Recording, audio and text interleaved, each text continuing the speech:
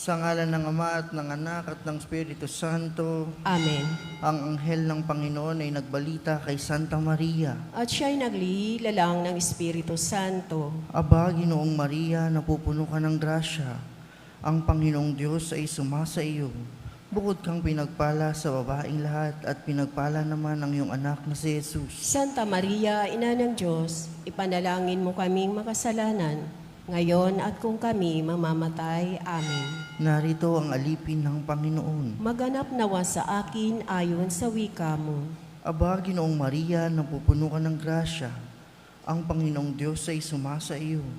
Bukod kang pinagpala sa babaeng lahat, at pinagpala naman ang iyong anak na si Jesus. Santa Maria, Ina ng Diyos, ipanalangin mo kaming makasalanan, ngayon at kung kami mamamatay. Amen. At ang salita ay nagkatawang tao. At nakipamuhay sa atin. Aba, Ginoong Maria, napupuno ka ng grasya. Ang Panginoong Diyos ay sumasa iyo. Bukod kang pinagpala sa babaeng lahat, at pinagpala naman ang iyong anak na si Jesus. Santa Maria, Ina ng Diyos, ipanalangin mo kaming makasalanan, ngayon at kung kami mamamatay. Amen. Ipanalangin mo kami, O Santa na Ina ng Diyos. Nang kami maging dapat makinabang sa mga pangako ni Kristo. Manalangin tayo. Panginoon naming Diyos, kasihan mo nawa ang aming mga kaluluwa sa iyong mahal na grasya, at yayamang dahilan sa pamamagitan ng anghel ay nakilala namin ang pagkakatawang tao ni Jesucristong anak mo, pakundangan sa mahal na pasakit at pagkamatay niya sa krus. Papakinabangan mo kami ng kanyang pagkabuhay na magmuli sa kadakilaan sa langit, sa pamamagitan ni Jesucristo ang aming Panginoon. Amen. Luwalhati sa Ama at sa Anak at sa Espiritu Santo. Kapara nung unang-una, ngayon magpakailanman, magpasawalang hanggan. Amen. Sa ngalan ng Ama at ng Anak at ng Espiritu Santo. Amen. At ang mamumuno po sa ating banal na pagdiriwang ngayon ay ang ating pong Kora-Paroko, Reverend Father Douglas D. Badong.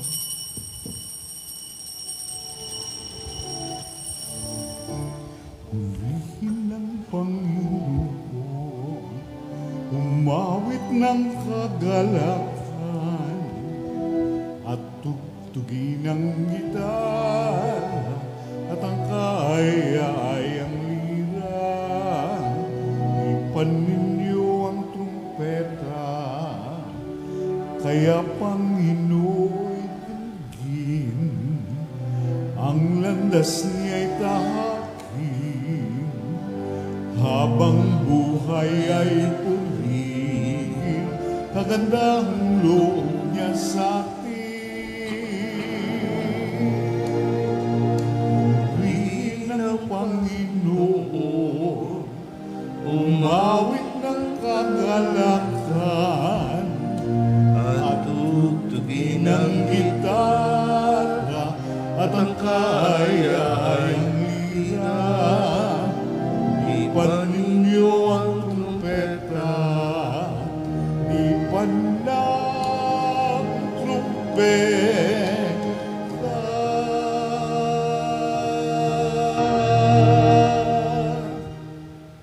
Sa ngalan ng Ama at ng Anak at ng Espiritu Santo. Amen. Ang pagpapala ng ating Panginoong Jesucristo, ang pag-ibig ng Diyos Ama, at ang makikipagkaisa ng Espiritu Santo, naway sumainyong lahat. At sumaiyo rin. Mga kapatid, tinipon tayo bilang mga kaanib na angkan ng Diyos, kaya dumulog tayo sa maawaing Panginoong nagpapatawad ng lubos. Sinugong tagapagpagaling sa mga nagsisisi, Panginoon, kaawaan mo kami. Panginoon, kaawaan mo kami. Dumating na tagapag-anyayang mga makasalanay magsisi, Kristo, kaawaan mo kami. Kristo, kaawaan mo kami. Nakaluklok ka sa kanan ng Diyos Ama para ipamagitan kami. Panginoon, kaawaan mo kami. Panginoon, kaawaan mo kami. Kaawaan tayo na makapangyarihang Diyos, patawarin tayo sa ating mga kasalanan at patnubayan tayo sa buhay na walang hanggan. Amen. Manalangin tayo. Ama naming makapangyarihan, kaming mga tinubos mo at kinupkop, ay tunghayan mo ngayon sa iyong kagandahang loob upang sa pagsampalataya sa anak mong si Kristo, makamtan ng kalayaan at pamana sa piling mo sa pamamagitan niya kasama ng Espiritu Santo magpasawalang hanggan. Amen. Maupo ang lahat.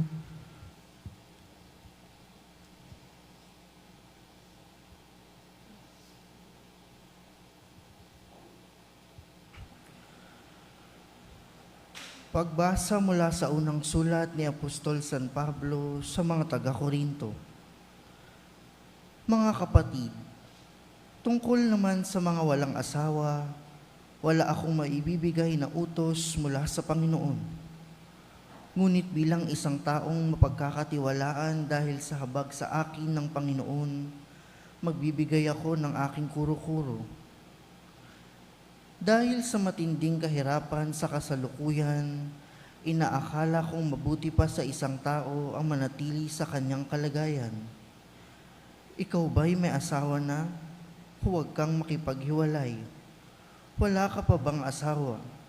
Huwag mong hangaring magkaasawa. Kung ikaw ay mag-aasawa, hindi ka nagkakasala. At kung ang isang dalagay mag-asawa, hindi siya nagkakasala. Ngunit magdaranas sila ng mga kahirapan sa buhay na ito, at iyan ang ibig kong maiwasan ninyo. Ito ang ibig kong sabihin, mga kapatid. Malapit na ang takdang panahon, kaya't mula ngayon, ang may asawa'y mamuhay na parang walang asawa, ang mga nananangis na parang di nananangis, ang mga nagagalak na parang di nagagalak, ang mga namimili na parang walang ari-arian, at ang mga nagtatamasa sa sanlibutang ito na parang di nila ito alintana, sapagkat ang lahat ng bagay sa daig na ito ay mapaparam. Ang salita ng Diyos. Salamat sa Diyos. Salmong tugunan ang ating pong itutugon. O kabiyak ng hari namin, ang payo ko'y ulinigin. Tayo pong lahat. O kabiyak ng hari namin, ang payo ko'y ulinigin. O kabiyak nitong hari, ang payo ko'y uliningin. Ang lahat mong kamag-anak at ang madla ay limutin. Sa taglay mong kagandahan, ang hari ang paibigin.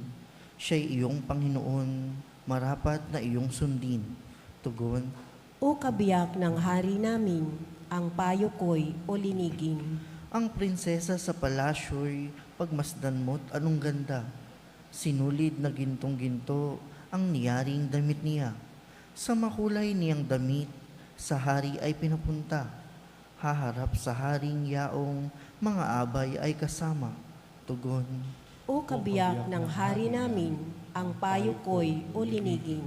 Sama-samang masasaya, ang lahat ay nagagalak, na pumasok sa palasyo at sa hari ay humarap. Darami ang iyong supling, sa daigdig magahari, kapalit ng ninuno mo sa sinumang mga lahi. Tugon. O kabiyak ng hari namin, ang payo ko'y ulinigin. Tumayo po ang lahat.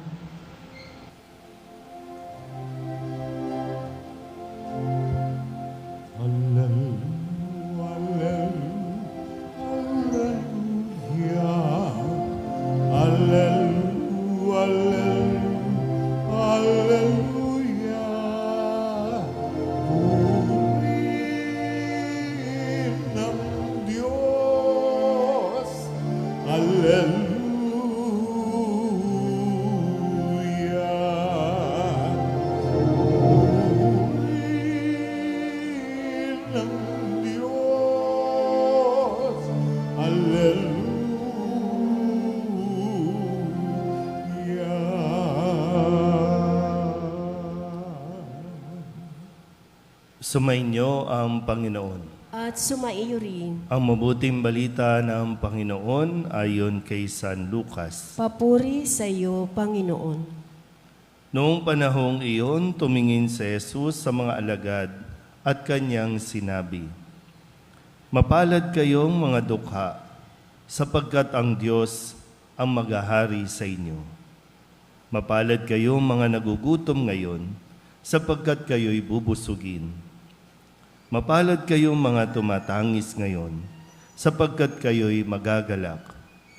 Mapalad kayo kung dahil sa anak ng tao, kayo'y kinapupuutan, ipinagtatabuyan at inaalimura ng mga tao.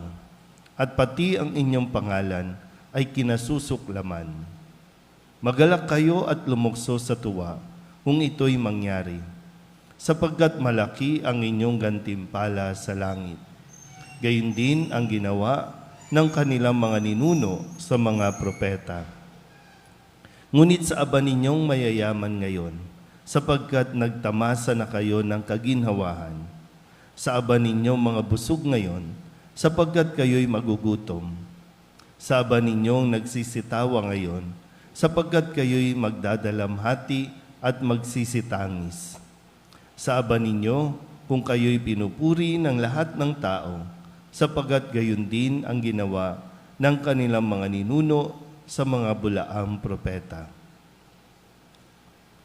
Ang mabuting balita ng Panginoon. Pinupuri ka namin, Panginoong Hesukristo.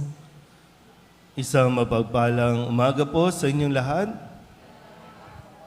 Ngayon po ay Miyerkules ng ika-23 linggo sa karaniwang panahon at kakatapos lamang natin na ipagdiwang ang kapistahan ni San Nicolas de Tolentino at nawa ay wag natin agad-agad kalimutan yung kaligayahan, lalo tigit yung mga aral na natutunan natin kay San Nicolas de Tolentino na isa ring biyaya sa atin ng ating Panginoon. Kaya ngayon po sa ating mga pagbasa ngayon ay pagnilayan natin mabuti. Kamusta po ang status ninyo sa ngayon? Meron dito may asawa, meron dito single na, byuda na, meron dito dalaga pa rin, binata pa rin. Meron dito may trabaho, meron dito pensyonada, meron dito umaasa pa rin sa pensyon ng iba. Pero kamusta po ang status? Pag sinabi yung status ay, kamusta? Masaya ka ba? Sa pagiging kung sino ka ngayon. Ayan. Meron dito mayaman, meron din dito ang tingin sa sarili, mahirap. Pero kamusta po ang ating status? Kasi sa ating pong sa unang pagbasa, ang paalala ni Apostol San Pablo sa mga taga-Korinto, yung mga may asawa, wag na makipaghiwalay. Yung mga walang asawa, wag na kayong mag-asawa.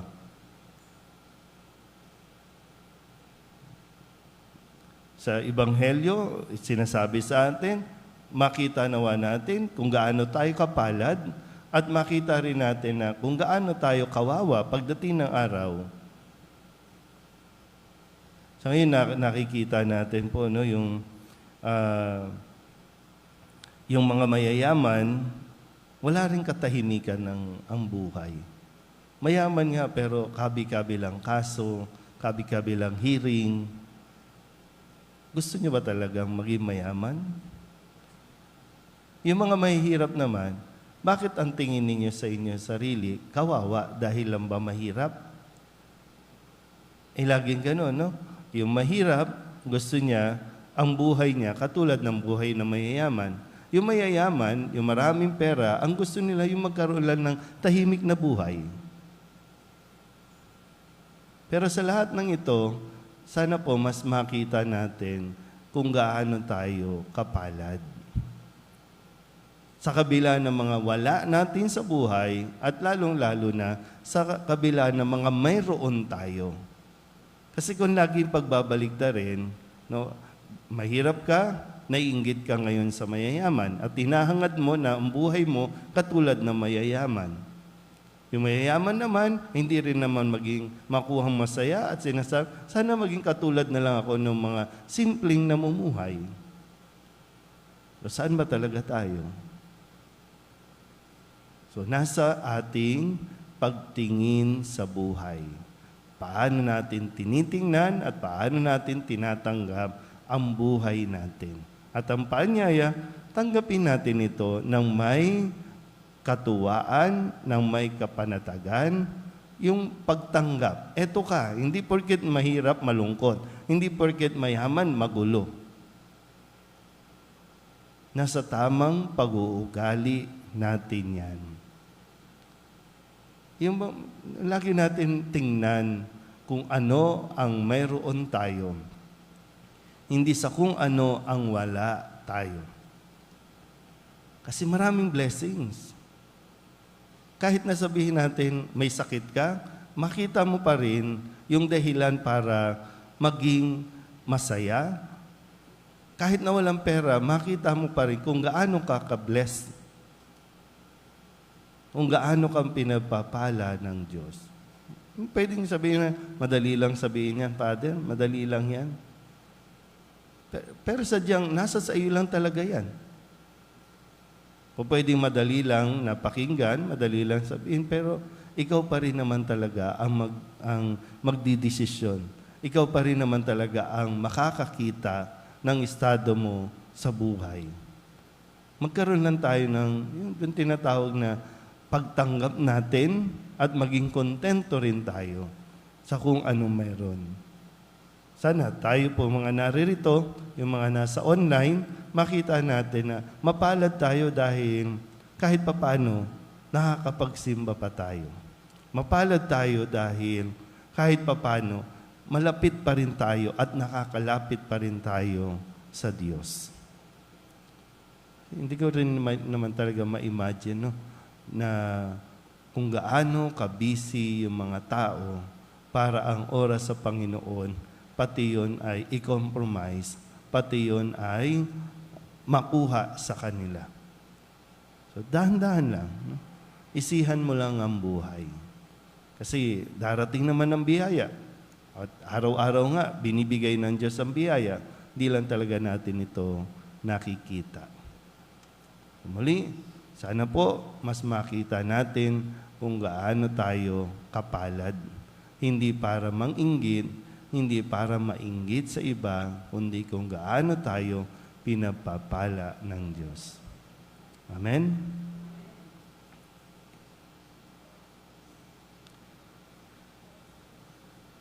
Mayaman man o mahirap, lahat tayo ay sama-samang tinatawag ng Diyos bilang kanyang mga anak ng kaharian. Manalangin tayo sa Ama ng may tunay na puso. Ang ating pong itutugon, Diyos ng pagpapala, lingapin mo kami. Diyos ng pagpapala, lingapin mo kami.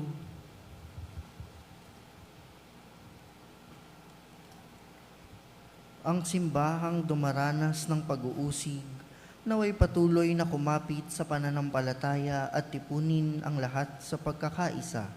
Manalangin tayo sa Panginoon. Diyos ng pagpapala, lingapin mo kami. Ang mga dukha at mga nangagugutom, naway tumanggap ng kanilang kabusugan sa pamamagitan ng tapat na paglilingkod ng ating mga pinuno.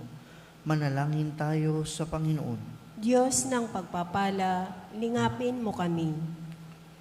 Ang mga sumasampalatayang inuusig, iniinsulto, kinamumuhuian at inaabuso, naway magbuni sa kasiyahan ng kahariang naghihintay sa kanila. Manalangin tayo sa Panginoon. Diyos ng pagpapala, lingapin mo kami. Ang mga may sakit at mga matatanda, naway makadama ng kasiguruhan sa pamamagitan ng ating pag-ibig at pag-aaruga sa kanila. Manalangin tayo sa Panginoon. Diyos ng pagpapala, lingapin mo kami. Ang mga tapat na yumao, naway tumanggap ng habag ng Panginoon sa tulong ng ating mga panalangin. Manalangin tayo sa Panginoon. Diyos ng pagpapala, lingapin mo kami. Upang mamayani ang kapayapaan sa Ukraine, sa Holy Land at sa buong mundo, at ipagadya nawa ang sangkatauhan sa kaharahasan, kasakiman at pang-aabuso ng kapangyarihan na nagdulot ng paghihirap at kamatayan sa marami. Manalangin tayo sa Panginoon. Diyos ng pagpapala, lingapin mo kami. Upang ang lahat ng mga nagdurusa dahil sa kalupitan ng digmaan, ay daglian ng makaranas ng kapayapaan at mabuhay ng may kapanatagan at kalayaan. Manalangin tayo sa Panginoon. Diyos ng pagpapala, lingapin mo kami. Idulog din natin sa Panginoon ang ating mga personal na kahilingan at mga panalangin para sa ating mga pamilya, kasama din ang mga kahilingan ng mga nanonood sa online. Lahat ng mga misang pasasalamat, espesyal na intensyon, agarang paggaling ng mga may sakit, at ang lahat ng mga kaluluwa na hinihiling na ipagdasal sa misang ito.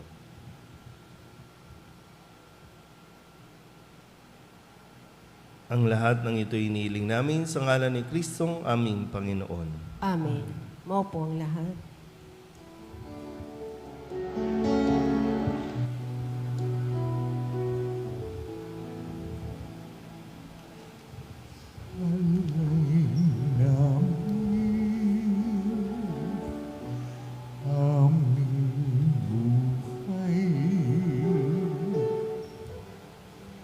Bawat gala at lumbay, bawat pangarap naming taglay, sa palad mo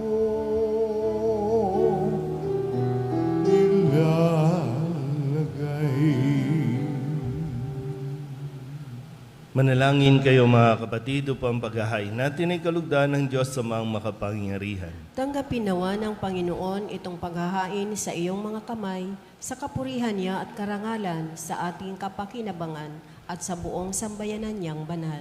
Ama naming lumikha, ikaw ang gumagawa ng wagas sa katapatan at kapayapaan. Ipagkaloob mong ang iyong kadakilaan ay aming handugan ng iyong minarapat na aming maialay, at naway magkaisa kami sa pakikinabang sa banal na paghahain ngayoy ipinagdiriwang sa pamamagitan ni Jesucristo kasama ng Espiritu Santo magpasawalang hanggan. Amen. Sumainyo ang Panginoon. At sumaiyo rin. Itaas sa Diyos ang inyong puso at diwa. Itinaas na namin sa Panginoon. Pasalamatan natin ang Panginoong ating Diyos. Marapat na siya ay pasalamatan. Ama naming makapangyarihan, tunay nga marapat na ikaw ay aming pasalamatan. Pinagbibigyan mong ito'y aming maihayag, kahit na ito'y walang anumang maidaragdag, sa kadakilaang sa iyo ay likas. Sa pagpupuri nami ang nakikinabang, ay kami ring iyong pinakikiharapan sa pamamagitan ng iyong anak na minamahal. Kaya kaysa ng mga anghel na nagsisiawit ng papuri sa iyo, na walang humpay sa kalangitan, kami nagbubuni sa iyong kadakilaan.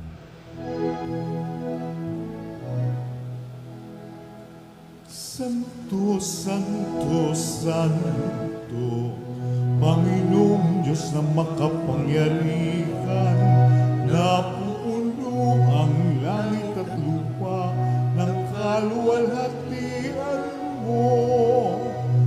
Hosana sa kaitaasan, pinagpala ang naparito sa ngalan ng Panginoon. Hosana sa kaitaasan. Ama naming banal, ikaw ang bukal ng tanang kabanalan. Kaya't sa pamamagitan ng iyong Espiritu, gawin mong banal ang mga kaloob na ito upang para sa aming maging katawan at dugo ng aming Panginoong Hesu Kristo. Bago niya pinagtiis ang kusang loob na maging handog, hinawakan niya ang tinapay, pinasalamatan kaniya, pinaghati-hati niya iyon, iniabot sa kanyang mga alagad at sinabi, tanggapin ninyong lahat ito at kanin, ito ang aking katawan na ihahandog para sa inyo.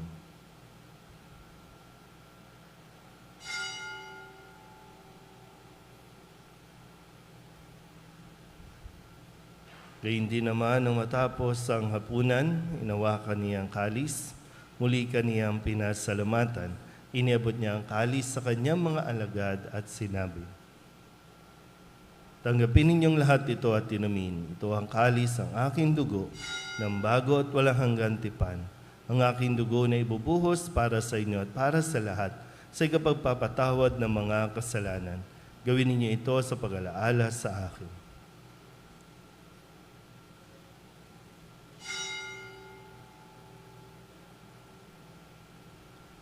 Ipagbunyi natin ang misteryo ng pananampalataya.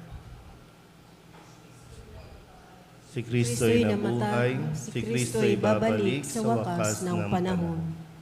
Ama, ginagawa namin ngayon ang pag-alaala sa pagkamatay at muling pagkabuhay ng iyong anak. Kaya tiniaalay namin sa iyo ang tinapay na nagbibigay buhay at ang kalis na nagkakaloob ng kaligtasan. Kami nagpapasalamat dahil kami iyong minarapat na tumayo sa harap mo para maglingkod sa iyo. Isinasamo namin kami magsasalo-salo sa katawan at dugo ni Kristo ay mabuklod sa pagkakaisa sa pamamagitan ng Espiritu Santo. Ama, lingapin mo ang iyong simbahang laganap sa buong daigdig. Puspusin mo kami sa pag-ibig kay San Francisco na aming Papa at ni Jose na aming Obispo ang tanang kaparian. Alalahanin mo sina Emir, Soledad, Angelica at Joseph na tinawag mo mula sa daigdig na ito. Nung sila'y binyagan, sila'y nakaisa ni Kristo sa pagkamatay. Ngayong sila'y pumanaw, naway makaisa sila ni Kristo sa pagkabuhay. Alalahanin mo rin ang mga kapatid namin na himlay nang may pag-asang sila'y muling mabubuhay, gayon din ang lahat ng mga pumanaw. Kawaan mo sila at patuloyin sa iyong kaliwanagan. Kawaan mo at pagindapating kaming lahat na makasalo sa iyong buhay na walang wakas. Kaysa ng mahal na Birhen Maria na Ina ng Diyos, nang pagdiwang nawa namin ng papupuri sa ikararangal mo sa pamamagitan ng iyong anak na aming Panginoong Heso Kristo. Sa pamamagitan ni Kristo, kasama niya at sa Kanya, ang lahat ng parangal at papuri ay sa iyo, Diyos Amang makapangyarihan, kasama ng Espiritu Santo, magpasawalang hanggan. Amen.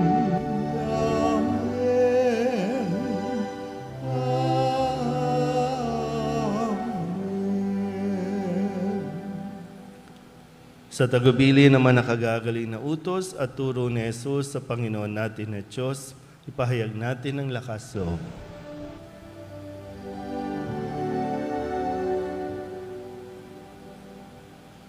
Ama namin, sumasalangit ka, sambahin ang ngalan mo, mapasa amin ang kaharian mo, sundin ang loob mo dito sa lupa para ng sa langit. Bigyan mo kami ngayon ng aming kakanin sa araw-araw.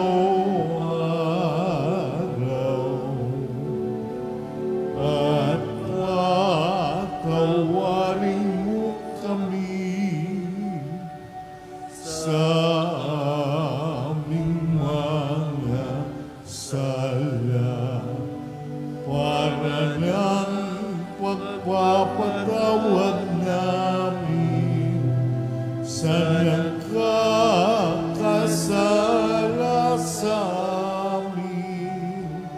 At huwag mo kami ipahintulot sa tukso at iadya mo kami sa lahat ng masama. Hinihiling namin kami iadya sa lahat ng masama, pagkalooban ng kapayapaan araw-araw, iligtas sa kasalanan at ilayo sa lahat ng kapahamakan, samantalang aming pinananabikan ang dakilang araw ng pagpapahayag ng tagapagligtas naming si Jesu Kristo. Sapagkat iyo ang kaharian at ang kapangyarihan at ang kapurihan magpakailanman. Amen. Panginoong Heso Kristo, sinabi mo sa iyong mga apostol, Kapayapaan ang iniiwan ko sa inyo, ang aking kapayapaan ang binibigay ko sa inyo. Tunghayan mo ang aming pananampalataya at huwag ang aming mga pagkakasala. Pagkalooban mo kami ng kapayapaan at pagkakaisa ayon sa iyong kalooban, kasama ng Espiritu Santo, magpasawalang hanggan. Amen. Ang kapayapaan ng Panginoon ay laging sumainyo. At sumaiyo rin. Magbigayan po tayo ng kapayapaan sa isa't isa.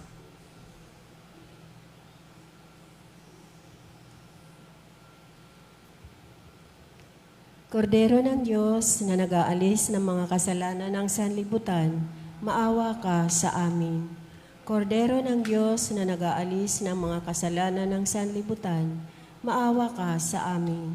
Kordero ng Diyos na nag-aalis ng mga kasalanan ng sanlibutan, ipagkaloob mo sa amin ang kapayapaan. Lumuhod po ang lahat.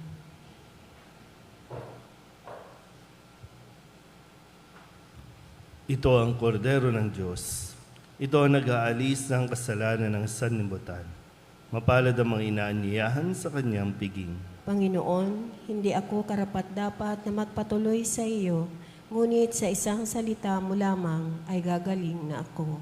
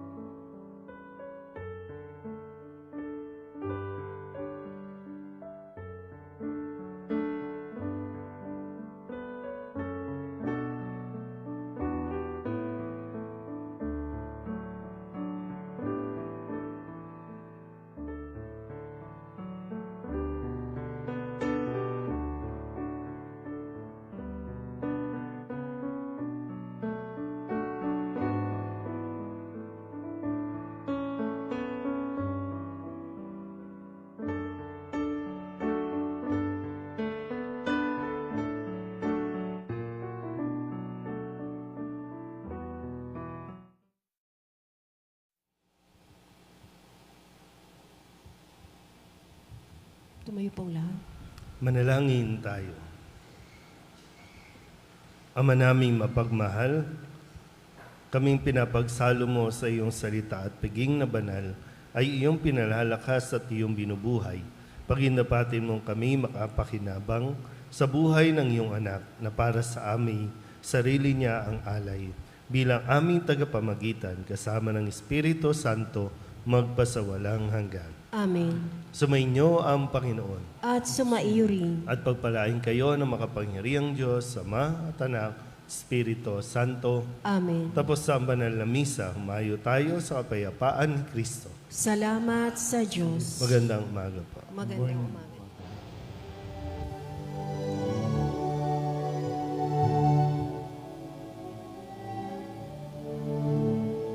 Walang sinumanang namubuhay para sa sarili lamang.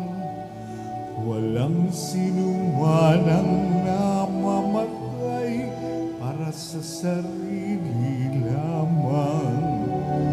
Tayong lahat ay may pananagutan sa isa't isa.